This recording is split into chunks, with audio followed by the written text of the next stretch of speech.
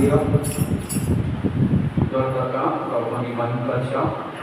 నిమిషాల్లో దేవుని వాక్యాన్ని మనం ధ్యానం చేసుకుని తర్వాత కొన్ని విజ్ఞాపనలు మన మధ్యలో ఉన్నాయి. 2 విజ్ఞాపనలు అవి కూడా పూర్తి చేసుకొని త్వరగానే ముగించేదానికి సిద్ధపడతాం. మనము ప్రకటన గ్రంథాన్ని ధ్యానం చేస్తూ 1 నుండి 3 వచనాలు, మొదటి అధ్యాయము 1 నుండి 3 వచనాలు ఒక భాగం చేశాం.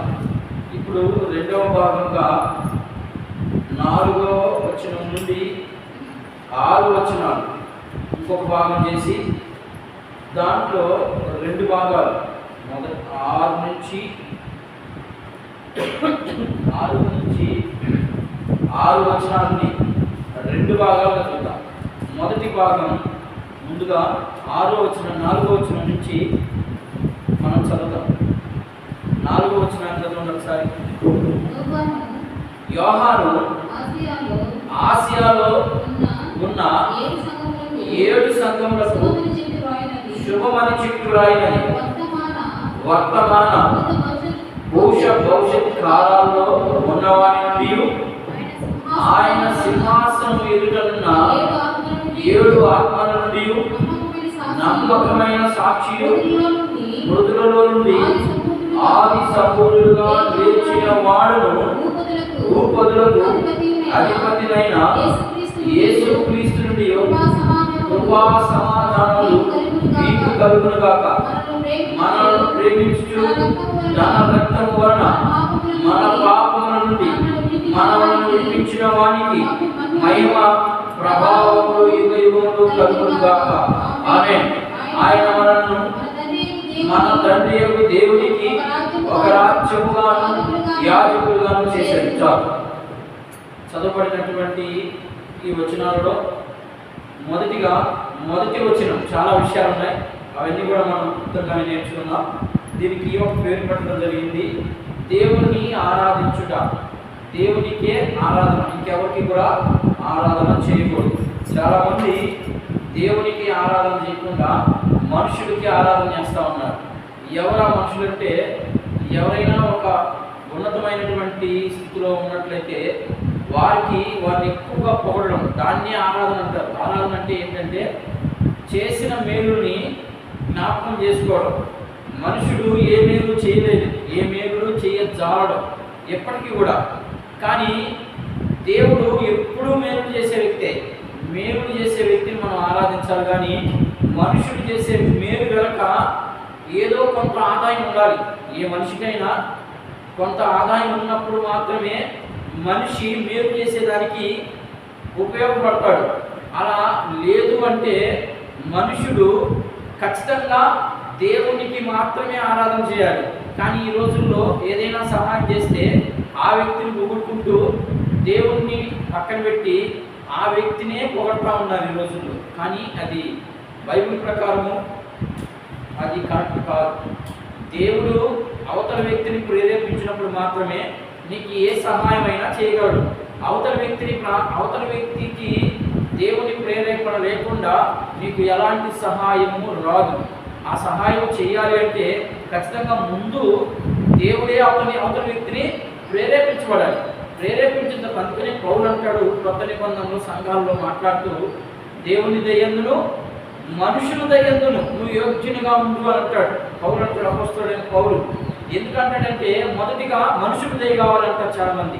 మనుషుల దయ అని బైబిల్ చెప్పలేదు. ముందు దేవుని దయ, ఆ తర్వాతనే మనుషుల దయ. దేవుని దయ ఏం చేస్తుందంటే అవతల వ్యక్తికి ఏది అవసరమో, ఏది ఎప్పుడు ఏం చేయాలనో దేవునికి తెలుసు. కాబట్టి దేవుడు అవతల వ్యక్తిని ప్రేరేపించినప్పుడు మాత్రమే అవతల వ్యక్తి మనకు లోబడ్డం లేదా మనకు సహాయం చేయడం జరుగుతుంది. అంతేగాని ఈ రోజుల్లో దేవుని కంటే ముందు మనుషులనే ఎక్కువగా ఆరాధిస్తూ ఉన్నారు. కానీ అలాంటి ఆరాధన అది మనుషులకు మాత్రమే కానీ దేవునికి వర్తించబడదు.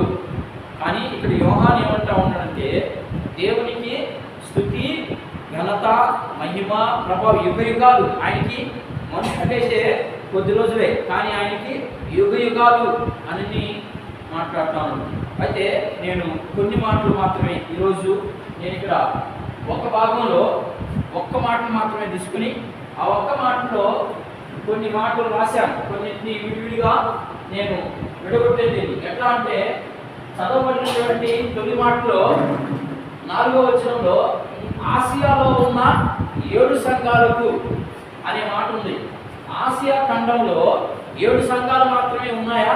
ఎందుకు యోహానుకి 7 అని ప్రత్యేకంగా మాట్లాడడం జరిగింది అనేది నేను ఇప్పుడు కొంచెం వివరిస్తాను. ఆసియా ఖండంలో చాలా ప్రాంతాలు ఉన్నాయి. ఆ ప్రాంతాలలో ఎందుకు యోహాను భక్తుడు ఆ పద్మాస్ ద్వీపంలో చేరి ఆయన దర్శనంలో అలా మాట్లాడుతూ ఉన్నాడంటే అక్కడ 7 సంఘాలు అంటే 7 సంఘాలే కాదు, ఇంకా చాలా సంఘాలు ఉన్నాయి. అక్కడే పక్కనే హెరకోలియా, టుంకూలియా, తర్వాత ఇంకా కొలస్సి అనే ప్రాంతాలు ఆ ప్రాంతంలో ఉన్నాయి.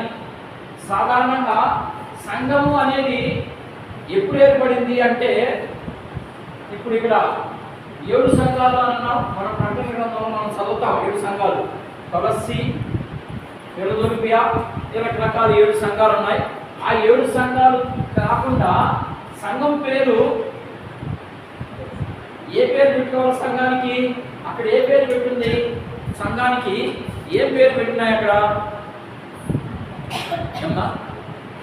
ఏ పేర్లు పెట్టబడి ఉన్నాయి? ఒకసారి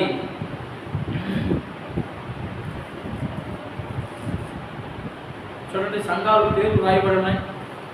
2వ అధ్యాయంలో రాయబడి ఉన్నాయి. చూడండి, సంఘాలు ఉన్నాయా? సంఘాల పేర్లు లేవా? 1వ అధ్యాయంలోనే ఉన్నాయి. చూడండి, 10వ వచనం చదవండి, లేకపోతే 11 చూడండి. నీవు చూచుచున్నది పుస్తకంలో రాసి ఎఫెసీ సంఘము, తర్వాత స్మర్ణ, పెర్గమయ, తుయతైర, సార్దీసు, ఫిలదెల్ఫియా, లవోదికయ 7 సంఘాలు. 7 సంఘాలు మాత్రమే మెన్షన్ చేయబడింది. అంటే కొత్త సంఘాలన్నీ లేవా? అసలు ఆ సంఘం లేదా అంటే దాని అర్థం ఏంటంటే ఒక్కొక్క ఊరి పేరు ఒక్కొక్క సంఘానికి పెట్టుకున్నాడు. అందుకని సంఘ చరిత్ర తెలియాలి మనకి. సంఘం ఎలా ఏర్పడింది అనే చరిత్ర తెలిసినప్పుడు మాత్రమే మనకు ఆ సంఘ చరిత్ర విలువేంటో మనకు తెలుస్తుంది, సంఘం యొక్క విలువేంటో మనకు తెలుస్తుంది. మనం ఏం చేస్తామంటే సంఘ చరిత్రలు అట్లాంటి వాటి మీదకి మన మనసు వెళ్ళదు. ఎందుకంటే అది కొంచెం కఠినంగా ఉంటుంది. సంఘం ఎలా ఆవిర్భవించింది, సంఘం కట్టడానికి ఎన్ని శ్రమలు పడ్డారు, ఎంత బాధలు అనుభవించారనే విషయాలు మనకు వద్దు. మనకంతా సుఖమే కావాలి. కాబట్టి సుఖం వైపులో వెళ్ళిపోతాము. కానీ అక్కడ యోహాను ఏం చెప్తున్నాడంటే 7 సంఘాలు అంటున్నాడంటే 7 అనే సంఖ్య చాలా ప్రత్యేకమైనటువంటి సంఖ్య. ఎందుకంటే అది ఎందుకు 7 అనే ప్రత్యేకత అంటే నేను 7 గురించి మాత్రమే ఈరోజు మాట్లాడుతాను. 7 ఇక్కడ చాలా సంఘాలు ఉన్నాయి. ఆ సంఘాల విషయంలో మనకు కానీ 7 అనేది ఎందుకు రాయబడింది? అసలు 7 అనే దానికి ఏంటి 7? అసలు 7 అనేది ఏంటంటే 7 అనేది చాలా ప్రాముఖ్యమైనటువంటి సంఖ్య. ఈ ప్రకటన గ్రంథంలో ఇంచుమించుగా ఈ 7 అనే మాట 54 సార్లు రాయబడి ఉంది. మీరు గమనించండి, ప్రకటన గ్రంథంలో 7 అనే మాట, 7 గోడలు, 7 నక్షత్రాలు, 7 అనే మాటని మనం బాగా గమనిస్తే ఈ ప్రకటన గ్రంథం మొత్తం మీద ఇంచుమించుగా 54 సార్లు రాయబడింది 7 అనే మాట. ఓన్లీ ప్రకటన గ్రంథంలో మాత్రమే. అదే బైబిల్ మొత్తంలో మనం కానీ చూసుకున్నట్లయితే ఇంచుమించుగా 600 సార్లు రాయబడింది 7 అనే మాట.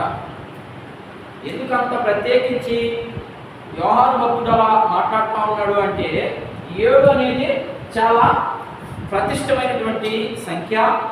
రెండవది ముఖ్యమైన సంఖ్య.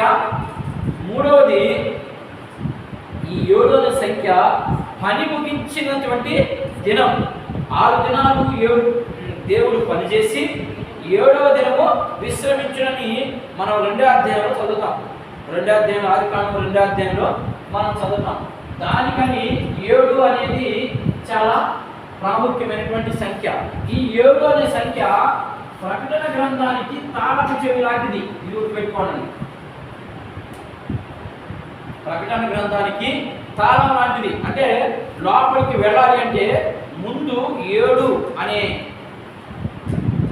భావనతో వెళ్ళాలి లోపలికి. లేకపోతే మన ప్రకటన గ్రంథం మనకు అర్థం కాదు. మనం ప్రకటన గ్రంథాన్ని అర్థం చేసుకోవాలంటే ఈ 7 అనేది ప్రకటన గ్రంథానికి తాళపు చెవి లాంటిది అనేది మాత్రం మీరు మనసులో పెట్టుకోండి. ఇది మొదటిది.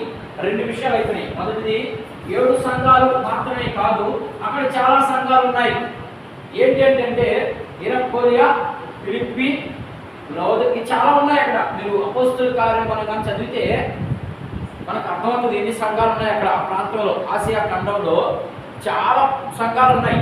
ఆ ఊరికి ఇప్పుడు అక్కడ తెస్సలోనిక ఉందా? ప్రకటన గ్రంథంలో ఇప్పుడు మీరు చదివారు తెస్సలోనిక సంఘం ఉందా? చూడండి ఒకసారి. ప్రకటన గ్రంథంలో ఇప్పుడు 1వ అధ్యాయంలో ఒక మాట చదివారు. ఎఫెసు, స్మరణ,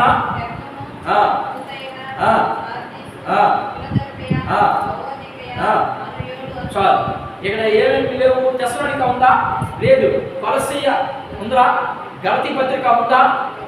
ఇట్లా కొన్ని సంఘాల పేరు దాంట్లో మెన్షన్ చేయబడలేదు. ఎందుకు మెన్షన్ చేయబడలేదు అంటే మీరు అనొచ్చు గలతీ అది ఒక పత్రిక కదా అని. అర్థమైందా? గలతీ అనే ప్రాంతానికి పత్రిక రాసి పంపించాడు. అంటే గలతీ అనే ప్రాంతానికి ఆ ప్రాంతంలో సంఘం ఉంది. ఆ సంఘం పేరు ఏం పేరు? గలతీ సంఘం. ఏ ఊరి పేరు ఆ ఊరికి సంఘంగా పెట్టబడింది. ఇప్పుడు ఇసుకపాలెంలో 5 సంఘాలు ఉన్నాయి. ఈ 5 సంఘాలకి ఇసుకపాలెం సంఘాన్ని పెట్టలేదు. కాబట్టి ఇవి ఆ సంఘాలలో నుండి వారికి అనుకూలంగా పెట్టుకున్నటువంటి పేర్లు మాత్రమే. ఒకటేమో తెలుగు వాక్య చర్చ్ అని, 2 సియోను ప్రార్థనా మందిరం అని, 3 అపోస్తలిక్ మినిస్ట్రీ అని. ఇవన్నీ దేవుడు ఎక్కడైనా చెప్పాడు ఇట్లా పెట్టుకోమని. లేదు కానీ అపోస్తలుడు ఎక్కడైనా పెట్టారా?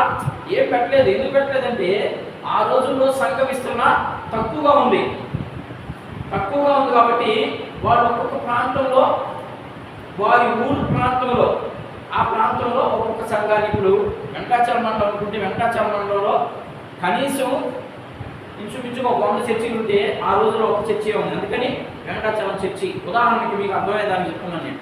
అలా పెట్టుకున్నారు. అందుకని ఇక్కడ 7 సంఘాలని వ్రాయబడడం జరిగింది. ఇది మొదటి విషయం. ఇకపోతే 2వ విషయం, 7 అనేది ఎందుకు రాయబడిందంటే ఇది ప్రకటన గ్రంథానికి కానీ లేదా ఇశ్రాయేలుకి చాలా ప్రాముఖ్యమైనటువంటి సంఖ్య. ఎందుకంటే దేవుడు 7 దినాలు అన్నింటినీ సృష్టించి 7 దినాలు పనిచేసినట్టు 7 దినాలు ఏ శుక్రవారం ఏం పనిచేయలేదు. దేవుడు ఏం పనిచేయలేదు. పని అంటే ఊరికే మనకు అర్థమయ్యేదానికి సాదృశ్యం కోసం అట్లా మాట్లాడతాం. 7 దినాలు ఆయన 6 దినాలు పనిచేసి 7వ దినం ఆయన విశ్రమించాడు అని మనకు వాక్యం కనబడతా ఉంది. విశ్రమించడం అంటే ఏంటి అర్థం? నిద్రపోవడం అని అర్థం అనుకుంటున్నారు. విశ్రాంతి అంటే ఏంటి? విశ్రాంతి అంటే ఏంటమ్మా? నిద్రపోతున్నారు లేదా రెస్ట్. ఇంగ్లీష్లో రెస్ట్ అంటే దాని అర్థం ఏంటి? దేవుడు అంటే 6 దినాలు పనిచేసి 7వ దినం రెస్ట్ తీసుకున్నారని చెప్తున్నారు చాలా మంది. ఆయన పనిచేసే వ్యక్తి 7 దినాలు అంటే అన్నింటినీ ఆయన ఎట్లా చేశాడు? కష్టం చేసి చెట్లేసాడు. ఆయన నోటితో పలికితే అన్నీ ఎక్కడ సెట్ అయిపోయాయి అని. దాని భావం ఏంటంటే విశ్రమించాలంటే పని ముగించిన దినము అని అర్థం. దాన్ని విశ్రాంతి దినంగా మనము మాట్లాడతాం. ఇప్పుడు 2 విషయాలు అయింది. అసలు 3 చాలా ప్రాముఖ్యమైనటువంటి విషయం. దీని 7 అనే సంఖ్య బైబిల్ ఏం చెప్తా ఉంది? ముఖ్యంగా బైబిల్ గ్రంథం 66 పుస్తకాలు. బైబిల్లో ఉన్నటువంటి 66 పుస్తకాలు ఒకే వ్యక్తి రాశాడా? రాయలేదు. చాలామంది వ్యక్తులు దేవుడు ప్రేరేపించగా ఆత్మ మాత్రం ఒకటే, రాయించిన ఆత్మ మాత్రం ఒకటే, రాసిన వారు మాత్రం వేరు వేరు మనుషులు.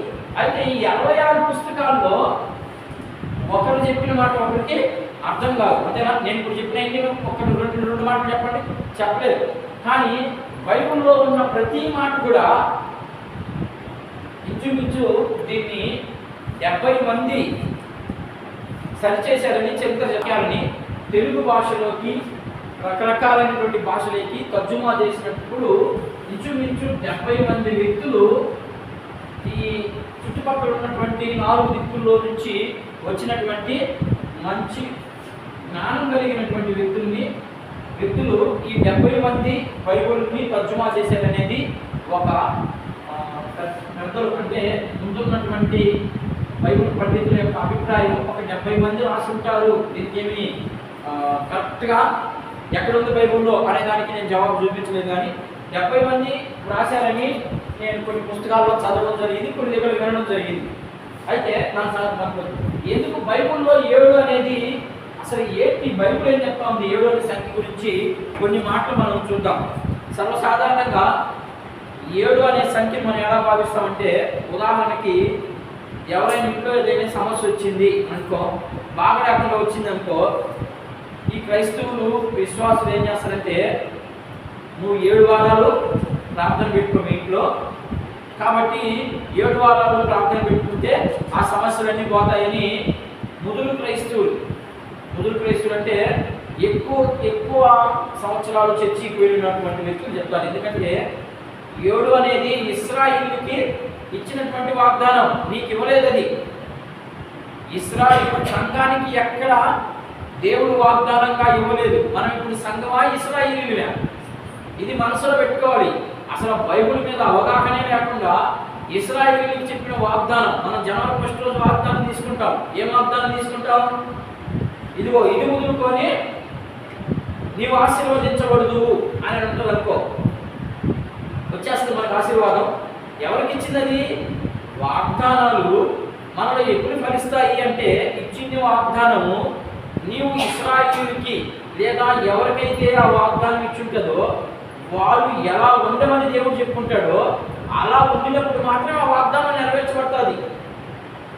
మనము డిసెంబరు 31 చర్చికి రాం, 31వ తేదీ రాత్రి వస్తాం చర్చికి. ఎందుకంటే వాగ్దానాలు కావాలి మనకి.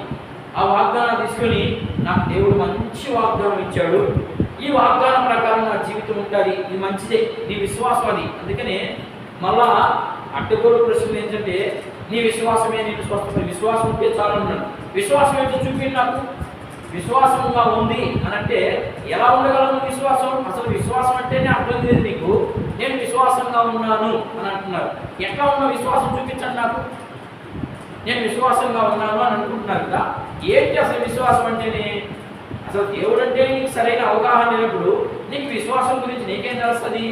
నువ్వు మాత్రము జనవరి నుంచి డిసెంబర్ 31 రావు, 31వ తేదీ రాత్రి మాత్రం వచ్చి వాగ్దానం తీసుకొని ఈ వాగ్దానం నాలో ఫలించాలా అని అనుకుంటాం. ఎలా?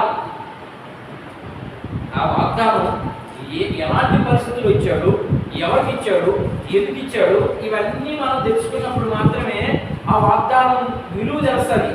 ఏమి లేకుండా ఆదివారం రోజు వచ్చేది, లేకపోతే ఆ డిసెంబర్ 31వ తారీఖు రోజు వచ్చేది, ఆ వాగ్దానం తీసుకునేది, సంఖ్యలో పెట్టుకునేది, బైబిల్ పోయి బీరువా మీద పెట్టేది, ఇక మళ్ళా అప్పుడు తీసేది. ఎప్పుడు? 31వ తారీఖు రాత్రి.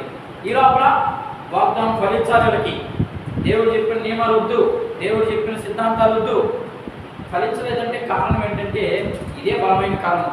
ఇది ఎవరు చెప్పారంటే ముదురు క్రైస్తవులు అంటే ఫస్ట్ నుంచి పడుతుంటారు చూడు, వాళ్ళు బైబిల్ మీద అవగాహన ఉండదు, వాళ్ళకి బైబిల్ అంటే ఏంటో తెలియదు వాళ్ళకి. కానీ దేవుడు మాత్రం మాకు అంతా తెలుసు అనుకుంటాడు. అదేం ఫలించదు, అట్లా ఫలించదు. 7 అనేది ఇశ్రాయేలుకి ఇచ్చినటువంటి ఒక సంఖ్య, అది చాలా ప్రాముఖ్యమైన సంఖ్య. అది ఇశ్రాయేలు ధర్మశాస్త్రంలో వాళ్ళకి అలా ఇచ్చాడు, అదొక చట్టం. దాన్ని పట్టుకొని మనం ఎంతసేపు 7 దినాలు ప్రార్థన పెట్టుకోండి, 7 రోజులు ఉపవాసం ఉండండి, లేకపోతే 7 రోజులు అది చేయండి అని మనం చెప్పుకొని మనం మార్చుకుంటామే. కానీ బైబిల్ ఎట్లా చెప్పలేదు, సంఘానికి అస్సలు చెప్పలేదు.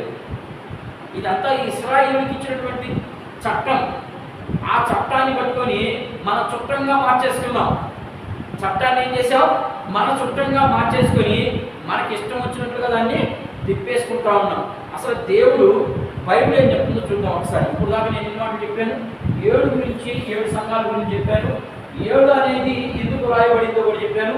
అసలు ఈ 7 గురించి బైబిల్ ఏం చెప్తా ఉంది? మన ఊహలు ఏంటి, బైబిల్ యొక్క ఉద్దేశం ఏంటో కొద్ది నిమిషాలు మనం చూసి మనం ముగిద్దాం. దీన్నే ఇంచుమించు 4 వారాలు చెప్పుకోగలుగుతాం మనం.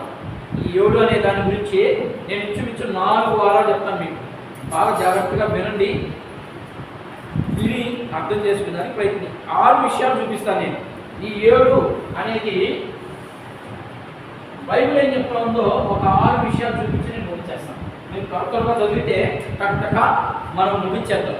మొదటిగా 7 అనేది ఎందుకు వాళ్ళకి ఇవ్వబడిందంటే, 7 అనేది సబ్బాతు దినాన్ని ఆచరించాలి. 6 దినాలు పనిచేసి, నేను మొదటిగా విశ్రాంతి కాడికి వచ్చాను. 6 దినాలు పని చేసుకొని 7వ దినము ఖచ్చితంగా సబ్బాతుని ఆచరించాలి వాళ్ళు. ఇది ఇశ్రాయేలుకి ఇచ్చినటువంటి చట్టం. మరి మనకు కూడా 6 దినాలు పని చేసుకుని 7వ దినం దేవుని మందిరంలో కనబడాలి. కనబడగలుగుతున్నావా మనము? ఇశ్రాయేలుకి ఇచ్చిన చట్టం ఇది. సంఘానికి 7వ దినం కనబడమని ఇవ్వలేదు. సంఘానికి చట్టం ఎక్కడ? కూడుకున్న ప్రతి చోట ఉండాలి నువ్వు. అది సంఘం విలువ. కానీ మనం ఆదివారం వచ్చేదే చాలా ఎక్కువ. పాపం దేవుడితో ఎక్కువ మాట్లాడుకొని అనుభవాలు అయిపోయి మనం ఏమొస్తాం? మనం సింపుల్గా 7వ రోజు వస్తాం. శుక్రవారం ప్రార్థన ఉండదు, స్త్రీల కొడుకు ఉండదు, విజ్ఞాపన ప్రార్థన ఉండదు. వీటికి ఏం మనం అటెండ్ కావు. కుటుంబ ప్రార్థనకు అటెండ్ కావు. కానీ 7వ దినం మాత్రం మనం వస్తాం. ఇది ఇశ్రాయేలుకి ఎక్కడ కూడా అలా ఇవ్వలేదు. మనకిచ్చాడు. ఎక్కడ? ప్రతి చోట కూడుకున్న అపోస్తలుల కార్యము మనం చూస్తే యేసు ప్రభు ఆరోహణమై వెళ్ళిపోయిన తర్వాత ఆయన చనిపోయి తిరిగి లేచి 40 దినాలు కనబడి 40వ దినం ఆయన ఆరోహణమయ్యి వెళ్ళిన తర్వాత సంఘం ఎలా ఉందంటే ప్రతిరోజు కూడుకునేవాళ్ళు. వాళ్ళు అంత శ్రమ పడ్డారు కాబట్టి ఈరోజు మనము సంఘాలు కట్టుకొని హ్యాపీగా ఉండగలుగుతున్నాం. లేకపోతే మనకు అసలు యేసు ప్రభు ఎవరో, అసలు ఆయన ఉద్దేశాలు ఏంటో మనకి ఏం తెలియకుండా సైలెంట్ ఉంది. మీలాగా వాళ్ళగా ఉంటే, మీలాగా కాదు మనలాగా, నేను మీ అని సంబోధించాను అది కరెక్ట్గా. మనలాగా వాళ్ళుగా ఉంటే ఎవరికి కూడా యేసు ప్రభు గురించి తెలియదు, రక్షణ తెలియదు, బాప్టిజం తెలియదు. నరకంలో పడి చచ్చిపోయిన వాళ్ళందరమే. వాడు చేసిన పుణ్యం, మన పెద్దవాళ్ళు చెప్తారు కదా, వాళ్ళు చేసిన ప్రార్థన బలం ఈరోజు ఇంకా కూడా పనిచేస్తా ఉంది మన మీద. కానీ మనం మాత్రం ఎవరికి విజ్ఞాపన చేయం. మనం మాత్రం సింపుల్గా 7వ రోజు అంటే సబ్బాతును ఆచరించాలి కదా, 7వ దినం చర్చికి వెళ్ళాలి కదా, అందుకు మాత్రమే వస్తాం. కానీ అది కాదు ఇశ్రాయేలు చట్టం. వాళ్ళు ఖచ్చితంగా 6 దినాలు పనిచేయాలి. 7వ దినం మాత్రం ఖచ్చితంగా దేవుని ఆలయంలో కనబడాలి. అది వారికి ఇచ్చిన చట్టం. అలా కనబడకపోతే ఏమవుద్ది అనే ప్రశ్న మీరు వేసుకొని నిర్గమాకాండాన్ని లేవియాకాండాన్ని మీరు కానీ చదివితే మీకు బాగా అర్థమవుతుంది. ఇశ్రాయేలు చట్టంలో దేవుని మందిరానికి రాకపోతే వాడు ఏం చేస్తారో మీరు లేవియాకాండము నిర్గమాకాండం ఈ 2 కాండాలు కానీ బాగా పూర్తిగా చదివితే మీకు అర్థమవుతుంది. ఏం చేస్తారంటే సబ్బాతుని ఆచరించకపోతే గవిని వెలుపులకు తీసుకెళ్ళి రాళ్ళు తీసుకొని కొట్టి చంపేస్తారు.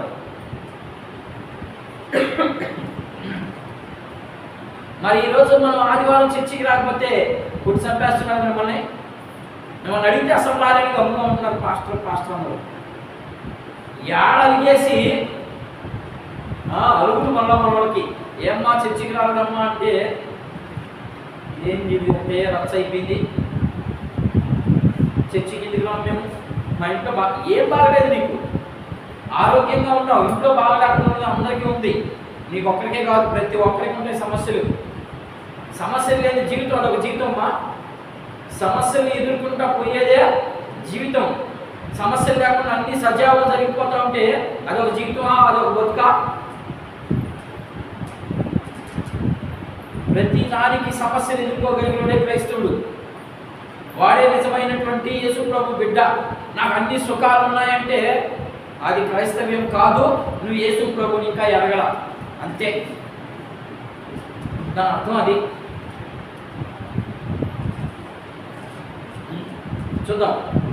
నేను చెప్పడం కన్నా మీరు కొన్ని వాక్యాలు చదివితే బాగుంటుంది కాబట్టి చూద్దాం. నిర్గమాకాండము 20వ అధ్యాయం.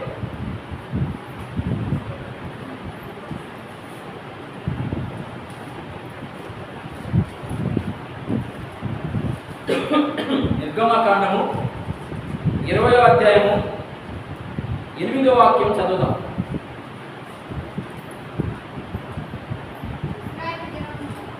విశ్రాంతి దినమున పరిశుద్ధముగా ఆచరించుటకు జ్ఞాపకం ఉంచుకును. ఏం చెప్తానో చూడండి ఆయన జాగ్రత్తగా. ఇది నేను రాసింది కాదు, బైబిల్లో దేవుడు వ్రాయించినటువంటి చట్టం, ఇశ్రాయేలుకి ఇచ్చినటువంటి చట్టము.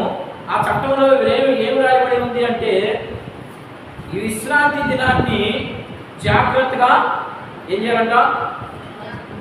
జ్ఞాపకం పెట్టుకొని ఉండాలి.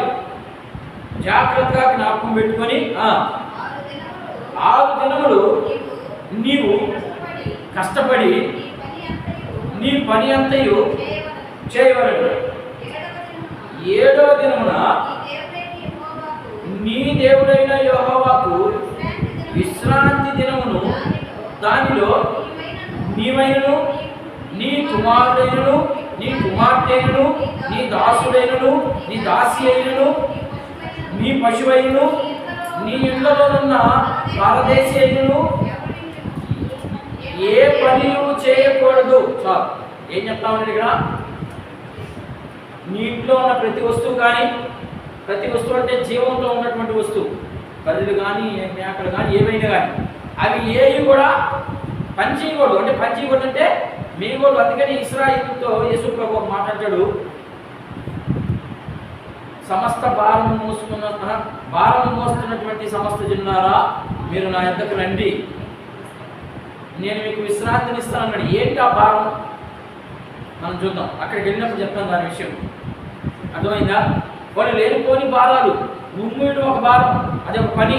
ఉమ్మి ఊయడం పని, మాట్లాడడం ఒక పని. అట్లా ఉన్నామన్నమాట. అది దాన్ని బట్టి యేసు ప్రభు వారిని మీ పనులు భారాన్ని మారింది. భారాలు బట్టి సంఘం మీద దాన్ని మనం అన్వయించుకునేదానికి ఏ విధంగా మనం మాట్లాడుకోవచ్చు. అది వాడి సిద్ధాంతం. కానీ ఇక్కడ ఏం చెప్తున్నాడు? 7 దినాలు 6 దినాలు పని చేసుకొని 7వ దినం మాత్రం ఖచ్చితంగా దేవుని మందిరంలోకి రావాలి అని చెప్తున్నాడు. రాగలుగుతున్నాం మనం? రాలేకపోతున్నాం. అంటే మనకి ఎలా ఉంటుందో శిక్ష ఒకసారి ఊహించుకోండి. వాడికి ఇచ్చిన శిక్ష మనకు రాదా? జాగ్రత్తగా గమనించండి వాక్యాన్ని. అది ఇశ్రాయేలుకి ఇచ్చాడండి. ఇందాక మీరేం చెప్పాడు? ఇశ్రాయేలుకి ఇచ్చిన వాగ్దానం వాళ్ళకి, ఆ వాగ్దానం మాకు కాదనే ప్రశ్న మీకు వచ్చి ఉండొచ్చు. ఖచ్చితంగా నేను చెప్తున్నాను, ఇశ్రాయేలుకి ఏ వాగ్దానాలు అయితే ఇచ్చాడో అదే వాగ్దానం నీలో ఫలించాలి అంటే ఈ కండిషన్లన్నీ నువ్వు చేయాలి. అప్పుడు ఇశ్రాయేలుకి ఇచ్చిన వాగ్దానం నీ జీవితంలో ఫలిస్తుంది. నువ్వు ఏమి చెయ్యవు. ఇశ్రాయేలుకి ఇచ్చినటువంటి చట్టంలో ఉన్నటువంటి మాటలన్నీ పక్కన పెట్టి నీవు మాత్రం వాగ్దానం మాత్రం ఫలించాలి అంటే అది జరగని పని. నేను చెప్పేది అర్థమవుతుందైనా? నీకు ఇచ్చిన వాగ్దానం ఇశ్రాయేలుకి వచ్చింది, ఒక జాతికి వచ్చింది, ఇశ్రాయేలు జాతికి వచ్చింది అనుకో వాగ్దానం. ఉదాహరణకి ఇశ్రాయేలు, ఇప్పుడు ఆయన ఉన్నాడు కదా, యాకోబు ఉన్నాడు కదా, యాకోబుకు వాగ్దానం చేశాడు. ఏమని వాగ్దానం చేశాడు? నీ సంతానము, నీ 12 గోత్రాల వారు చాలా విస్తరింపబడతారన్నాడు. ఓకే, విస్తరింపబడ్డారా లేదా? విస్తరింపబడ్డాడు. ఆ విస్తరింపబడేదానికి యాకోబు ఎన్ని శ్రమలు పడ్డాడు? అన్ని శ్రమలు పడితేనే ఆయనకి విస్తరింపబడింది. లేకపోతే ఎలా విస్తరింపబడుతుంది? నాకు ఇందులో దేవుడు ఇచ్చాడు వాగ్దానాన్ని కళ్ళు చూసుకుని కూర్చుంటే వాగ్దానం నెరవేర్చబడదు. నువ్వు కూడా చేయాలి పని. నువ్వు ముందుకు సాగితే ఆయన నీకు చెయ్యనిస్తాడు. ఆ పనిలో నువ్వు చేయలేకపోవచ్చు, ఓపిక ఉండకపోవచ్చు, నీరసం రావచ్చు. వీటన్నిటికీ నువ్వు ఎప్పుడైతే ముందడుగేస్తావో దేవుడు నీకు ముందుగా ఉండి నిన్ను నడిపించే వ్యక్తి కాబట్టి నువ్వు ముందుగా వేయాలి. అలా వేయకుండా నాకు వాగ్దానం ఫలించాలి అంటే ఏం ఫలించదు. ఒక విషయం చూసాం. 6 విషయాలు చెప్తాను. మొదటి విషయం ఏం చేయాలంట? 6 దినాలు పనిచేసి 7వ దినం ఖచ్చితంగా దేవుని మందిరానికి వచ్చి సబ్బాతుని ఆచరించాలి. ఇది మొదటి విషయం. రెండో విషయం చూద్దాం. ఎవరైనా దేవునికి అర్పణగా ఇవ్వాలనుకునే ఏదైనా కానీ, అది జంతువు కానీ పక్షి కానీ ఏదైనా కానీ, అది 7 దినాలు అయింది. 7 రోజులైన పుట్టిన తర్వాత 7వ రోజు దాన్ని అర్పించాలి. అర్థమైందా? చూద్దాం ఆ మాట కూడా. 22వ అధ్యాయం, అదే పుస్తకంలో 22వ అధ్యాయం చూద్దాం. రెండవ విషయం 22వ అధ్యాయం 30వ వాక్యం చూద్దాం, చదువుదాం. చూడండి, 22వ అధ్యాయము 30వ వాక్యాన్ని ఒకసారి గమనిద్దాం. అట్లే నీ గొర్రెలను అర్పింపవలెను. 7 దినములు అది దాని తల్లి యొద్ద ఉండవలెను. 8వ దినమున దానిని నాకు ఇయ్యవలెను. చూడండి, 7 దినాలు తన తల్లి దగ్గర పాలు తాగి 7 దినాలు చెప్పుకొని చిన్న పసిడి 7 దినాలు తల్లి దగ్గర పాలు తాగి 8వ దినం ఆయనకి అర్పించాలి. అర్పించడం తెలుసు కదా, చంపేయాలి దాన్ని. అర్థమైందా? అర్పించడము, బలి అర్పించడం అంటే చంపడం అని అర్థం. ఓకేనా? ఇది రెండో విషయం. ఇకపోతే మూడో విషయాన్ని చూద్దాం.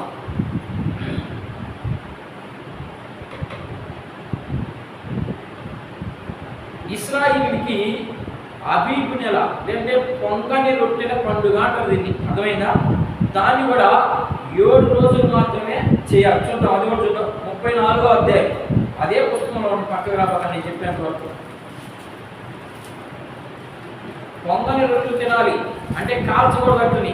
పొంగకూడదు అంటే కాల్చకూడదు, మురగబెట్టకూడదు. అంటే ఈరోజు గడిపిన పొద్దున్న తినకూడదు, అప్పటికప్పుడికే చేసుకోవడం, అప్పటికప్పుడికే తినేయడం. అర్థమైనా? పొంగకూడదు. పొంగకుండా ఉంటే రొట్టెలు తినాలి. చూద్దాం, నిర్గమకాండం 34వ అధ్యాయం 18వ వాక్యం చూడండి. మీరు ఏం చెప్తున్నాడా? మీరు పొంగని వాటిని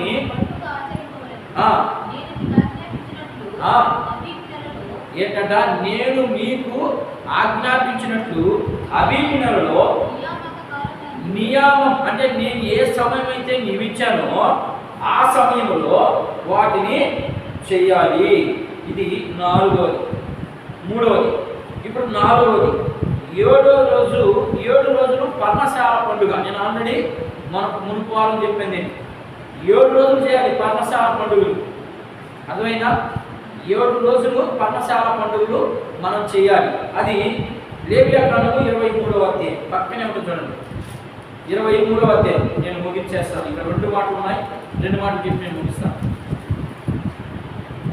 పర్ణశాల పండుగ ఎలా ఆచరించాలో చూద్దాం. లేవియాకాండం 23వ అధ్యాయం 33వ వాక్యాన్ని చదువుతాం.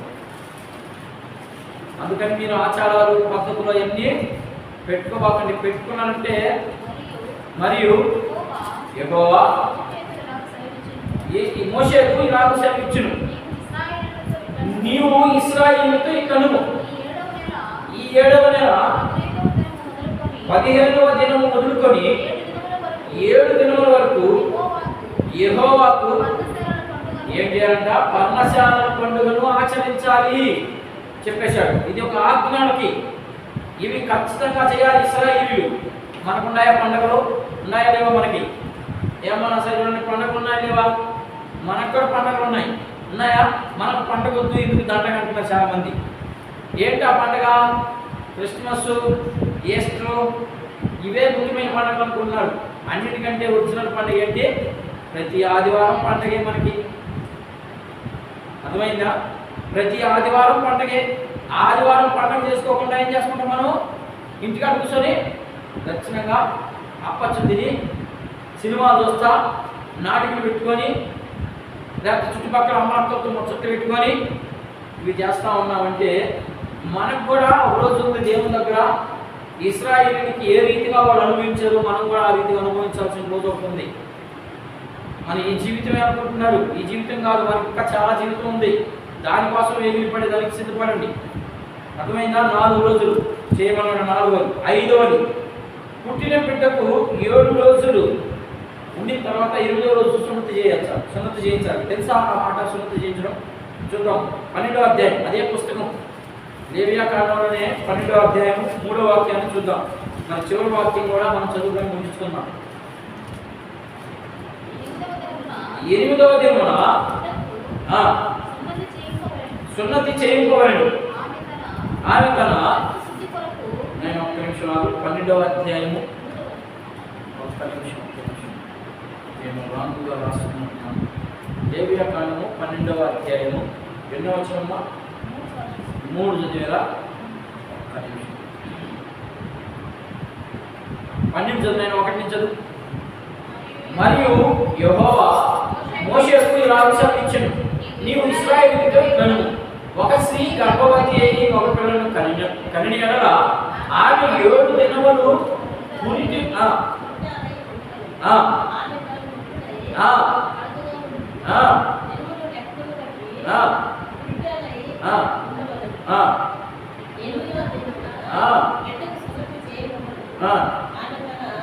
రక్తశుద్ధి కొరకు 33 దినముల నుండి తన రక్తశుద్ధి దినములను సంపూర్తి వరకు ఆయన పరిశుద్ధమైన దేనిని ముట్టకూడదు.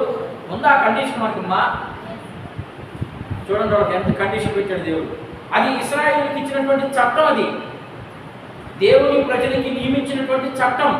ఆ చట్టాలంతటినీ ఇప్పుడు మనం ఏం చేసాము? చుట్టంగా మార్చేసుకున్నాం. ఎందుకని? యేసు ప్రభు ఆయన వచ్చాడు. ఆయన గారు కాకపోతే మనం కూడా ఈ వాటికి సచ్చుకునే వాళ్ళే.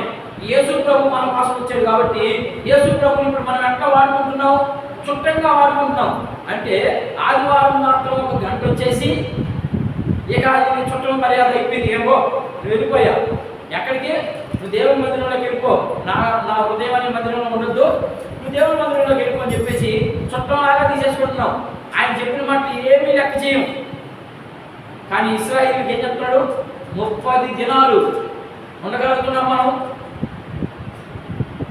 కరెక్ట్గా 6 రోజులు ఒకవేళ దేవుని మహాకృప వల్ల ఆమె ఫ్రీగా డెలివరీ అయ్యిందంటే 3వ రోజే చర్చికి రావచ్చు, ఏం ఇబ్బంది లేదు. ఎక్కడిది సిద్ధాంతం అంతా? ఎక్కడిది చట్టం? యేసు ప్రభు మన మధ్యకి వచ్చాడు కాబట్టి దాని అంతటిని పక్కన పెట్టమన్నాడు. దానివల్ల ప్రయోజనం ఏమీ లేదు. అది పాత నిబంధన సిద్ధాంతం. ఇప్పుడు క్రొత్త నిబంధన సిద్ధాంతం మీరు ఎట్టి పరిస్థితులు ఏ రీతిగా ఉన్నా దేవుని మందిరానికి వెళ్ళాల్సింది, ఆ సమయాన్ని ఆయనకి అప్పగించాల్సింది. ఇది 5వ మాటగా మనం చూసాం. ఇకపోతే 6వ మాట, చివరి మాట. మనం 7వ దినం విశ్రాంతి చేయాలి. ఇప్పుడు సమయము 8:20 మనం కూడా విశ్రాంతి తీసుకున్నాం. అర్థమైందా? ఇకపోతే చాలా ప్రాముఖ్యమైనటువంటి విషయం ఇది. 6వ విషయం. ఇప్పుడు 5 విషయాలు చెప్పుకున్నాం. 6వ విషయం, ఎవరైనా పాపం చేశారు అనుకో, పాపం చేసిన తర్వాత బలిగా అర్పించినటువంటి అది పశువు రక్తం కానీ ఏ రక్తమైనా కూడా దాన్ని ఎన్నిసార్లు ప్రోక్షించుకోవాలి? మనిషి మీద చెప్పాలి. ఏమా? 7 సార్లు ప్రోక్షించాలి. 7 సార్లు ప్రోక్షిస్తేనే వాడు పాపం పోయినట్టు. అందుకు ఇశ్రాయేలుకి 7 అనేది ఎందుకు ప్రాముఖ్యమైందంటే అందుకు ప్రాముఖ్యమైంది. అది ఆ మాట పడుతుందాం. లేవియాకాండం 16వ అధ్యాయం. ఆ మాట చూసేసి మనం ఉంచాం.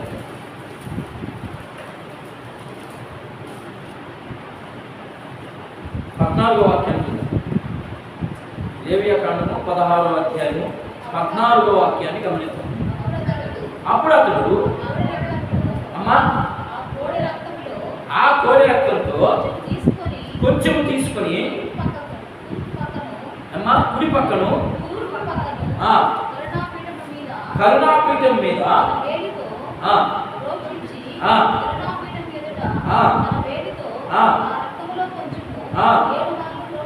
ఏం చేయాలంట? కరుణాపీఠం మీద చేయబడినటువంటి బలి యొక్క రక్తాన్ని 7 సార్లు ప్రోక్షించాలి. అంటే చిలకరించాలి. ఇట్లా 7 సార్లు ప్రోక్షించినప్పుడు మాత్రమే వారికి పాపము పోయినట్టు లెక్క, లేకపోతే పాపము పోలేదు. మీకు ఇప్పుడు ఒక ప్రశ్న ఇస్తున్నా నేను.